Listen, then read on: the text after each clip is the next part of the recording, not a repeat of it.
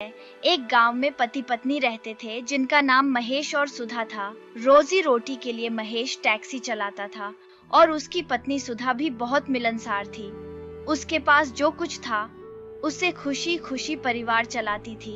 एक दिन, सुधा, मैं गांव में सवारी लेने जा रहा हूँ। ठीक है, ज्यादा दूर मत जाना। ये मेरे हाथ में बिल्कुल नहीं है।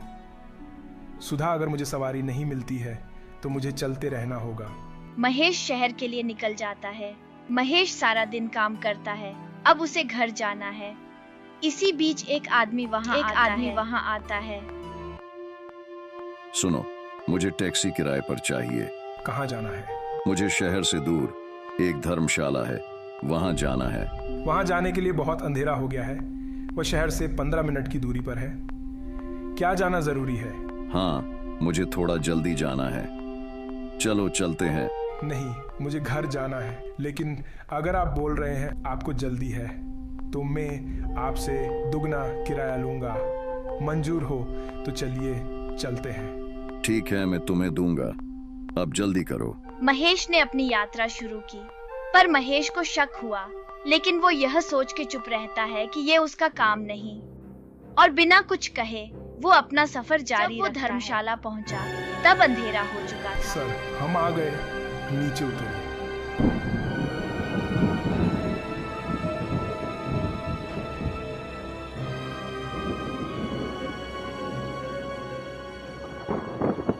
जैसे ही आदमी मटके को नीचे उतारता है वैसे ही उसमें से कुछ दाल के दाने गिरते हैं। यह देख के महेश को बहुत आश्चर्य होता है। सर, आप ये दाल का बक्सा क्यों लेकर आए? मैं तुम्हें सब बता दूंगा। अभी तो मुझे तुम्हारी मदद चाहिए। पर मुझे क्या करना होगा? मेरा नाम सुरेश है। मैं बगल के गांव से हूँ। मेरे दादाजी का व्यापार था और उन्होंने काफी पैसा कमाया।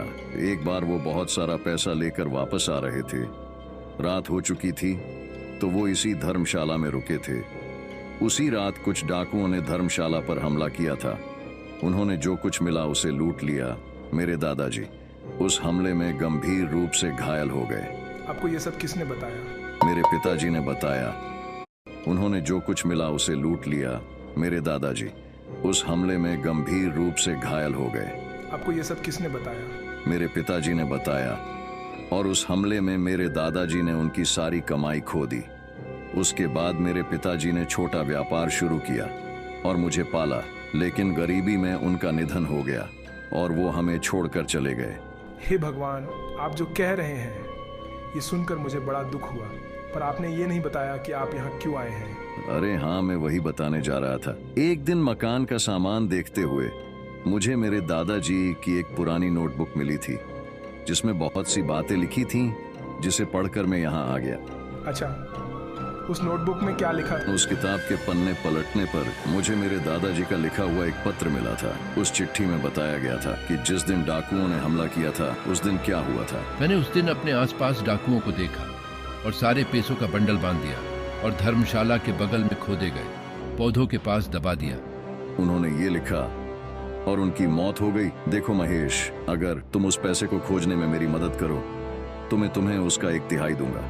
महेश खुशी खुशी सुरेश की मदद के लिए तैयार हो जाता है। लेकिन सर, आप ये दाल का घड़ा क्यों लाए हैं? अगर हम अचानक से खजाना लेकर गांव जाएंगे तो सभी हम पर शक करेंगे। अगर हम हर दिन जाते हैं तो कोई परवाह नहीं करेगा।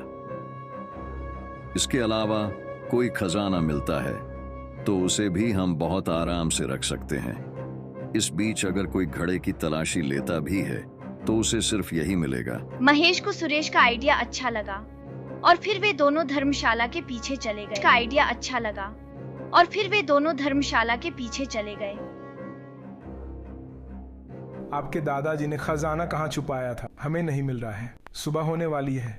अगर कोई हमें देखेगा तो क्या जवाब देंगे? सही कहा। अब हम चलते हैं, कल रात फिर आएंगे, पर पहले मैं थोड़ा पेट हल्का करके आया। उस रात उनकी मेहनत बेकार गई।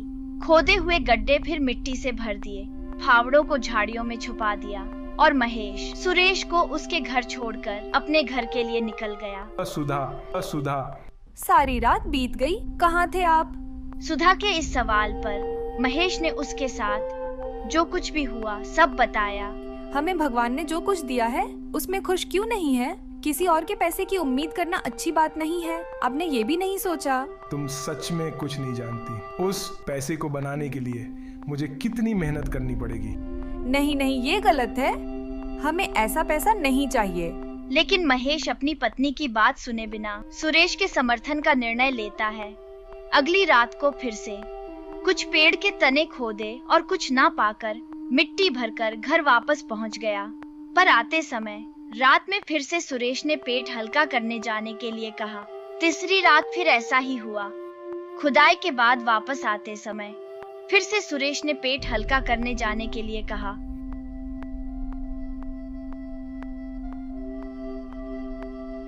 सुधा, मुझे ऐसा लगता है सुरेश मुझसे कुछ छुपा रहा है। क्यों? तुम्हें ऐसा क्यों लग रहा है? मुझे ऐसा इसीलिए लग रहा है कि रोज जब हम वापस आने वाले होते हैं तब सुरेश के पेट में कुछ दिक्कत हो जाती है। तो क्या हुआ? हो सकता है उसे सच में दिक्कत हो। नहीं, रोज रोज ऐसा नहीं हो सकता। तो आप क्या सोच रहे हो? मैं चाहता हूँ कल तुम भी मेरे साथ चलना। उससे क्या होगा? तुम छुपी रहना ताकि सुरेश को पता न चले कि तुम भी वहाँ हो। ठीक है, जैसा तुम कहो। अगले दिन सुधा भी उन दोनों के पीछे पीछे उसे धर्मशाला तक जाती है। सुधा तो मुझे भी दिखाई नहीं दे रही है। उम्मीद करो वह हमें देख रही होगी। थोड़ी देर काम करने के बाद मुझे कुछ ठीक नहीं लग रहा है। मैं अपना पेट हल्का करके आया। तुम्हें हर थोड़ी देर में यह क्या हो जाता है? कुछ भी तो नहीं है। अब सब कुछ सुधा पर निर्भर है। अरे, ये सुरेश तो फिर से इधर ही आ रहा है। मुझे इस पर नजर रखनी चाहिए। बस 1-2 दिन की बात और है, फिर मेरा काम हो जाएगा और मुझे इस बूदू से छुटकारा मिल जाएगा। मतलब दाल में सचमुच कुछ काला है। चलो अब जल्दी से अपने साथ लाए हुए बम लगा देता। कल जाकर इन्हें तार से जोड़ दूंगा और फिर रात का टाइम बम लगाकर चला जाऊंगा। अरे, इसके इरादे तो बहुत ज्यादा खतरनाक लग रहे हैं। आज घर चलकर मैं महेश को यह बात बताती हूँ। घर पर सारी बातें बताने के बाद मुझे लगता है हमें तुरंत पुलिस से संपर्क करना चाहिए। आप लोग कौन हैं? इंस्पेक्टर साहब, मेरा नाम महेश है और यह मेरी पत्नी सुधा है। कहिए, आप लोगों को क्या काम है? हम लोग आपको इस कुछ बहुत जरूरी बात कहना चाहते हैं। इंस्पेक्टर साहब, एक व्यक्ति सुरेश अपने शहर की सबसे पुरानी धर्मशाला को बम से उठाना चाहता है। पूरी बात विस्तार से बताएं। सब कुछ जानने के बाद महेश, तुम एक काम करो, सुरेश को अपने साथ लेकर धर्मशाला आओ। सुधा, तुम मुझे अपने साथ धर्मशाला में उस जगह ले चलो जहाँ से छुपकर तुमने सुरेश को देखा था। सुधा और इंस्पेक्टर छिपकर सुरेश का इंतजार करने लगते हैं। बस केवल आज का दिन और कल तो मैं करोड़ों का मालिक बन जाऊंगा। सुरेश, आज तो तुम्हारी तबीयत अच्छी है ना? हाँ हाँ, मैं बिल्कुल सही हूँ। चलो अब बाकी का बचा हुआ काम कर लेते हैं। ऐसा कहकर सुरेश धर्मशाला के पीछे वाले हिस्से में चला जाता है। चलो अब मैं जल्दी से सारे बम को आपस में जोड़ देता हूँ। जैसे ही वह यह करने जाता है, इंस्पेक्टर साहब आते हैं और उसे घेर लेते हैं। बताओ, तुम कौन हो और क्या कर रहे हो? मुझे मारिएगा मत, मैं आपको सारी बातें बताता हूँ। मुझे मेरे दादाजी की डायरी से पता चला कि यह धर्मशाला उनके दोस्त से धनी राम की है और मेरे दादाजी ही इसकी देखरेख करते थे। मेरे दादाजी के जाने के बाद कोई भी इस धर्मशाला का ख्याल नहीं रखता था। बहुत समय से इस धर्मशाला को ऐसे खराब हालत में देखा तो मैंने इस बात का पता करने की सोची। तो तुम्हें क्या पता चला? अभी सेठ धनी राम की तीसरी पीढ़ी जीवित है, परंतु उनमें से किसी को भी इस धर्मशाला के बारे में कुछ भी पता नहीं है। मतलब तुम इस जमीन पर कब्जा करना चाहते थे। तुम्हें फर्जी वादा करने के इल्जाम में गिरफ्तार किया जाता है। महेश और सुधा, तुम दोनों ने बहुत अच्छा काम किया है। मैं सरकार से तुम्हारे लिए इनाम की सिफारिश करूंगा।